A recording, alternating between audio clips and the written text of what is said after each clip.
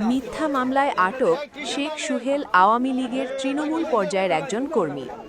রাজনৈতিক পরিচয়ের কারণেই তাকে কারাবন্দী করা হয়েছে এমন অভিযোগ করেছেন তার স্বজন ও সহকর্মীরা। দীর্ঘদিন কারাগারে থাকার মানসিক চাপ ও সন্তানের ভবিষ্যৎ নিয়ে উৎকণ্ঠায় ভুগতে ভুগতে আজ হৃদয় বিদারক এক ঘটনায় মৃত্যুবরণ করেছেন শেখ সুহেলের মা। পারিবারিক সূত্র জানায়, ছেলের চিন্তায় অসুস্থ হয়ে তিনি স্ট্রোকে আক্রান্ত হন এবং শেষ পর্যন্ত মারা যান। মায়ের মৃত্যু সংবাদ পেয়ে আজ প্যারোলে মুক্তি নিয়ে জানাজায় অংশগ্রহণ করেন শেখ সুহেল। কারাগারের কড়াকড়ির মধ্যে থেকেও মায়ের শেষ বিদায়ে অংশ নিতে পেরে তিনি গভীরভাবে আবেগাপ্লুত হয়ে পড়েন।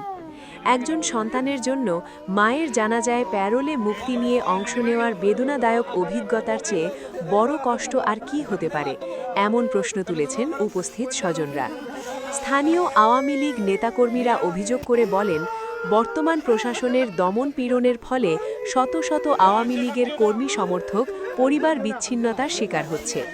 তারা দাবি করেন, এ ধরনের রাজনৈতিক নিপীড়নে বহু পরিবার পিতৃহারা, মাতৃহারা ও সন্তানহারা হয়েছে। এদিকে শেখ সুহেলের মায়ের রুহের মাগফিরাত কামনা করে দলীয় নেতাকর্মী ও শুভানুধায়ীরা মহান আল্লাহর দরবারে দোয়া করেন। তারা বলেন, মহান রাব্বুল আলামিন যেন প্রিয় সুহেলের আম্মাকে জান্নাতবাসী করেন, আমিন। আপনারা দেখছেন টিভি শহীদ, সত্যের পথে মানুষের কণ্ঠস্বর।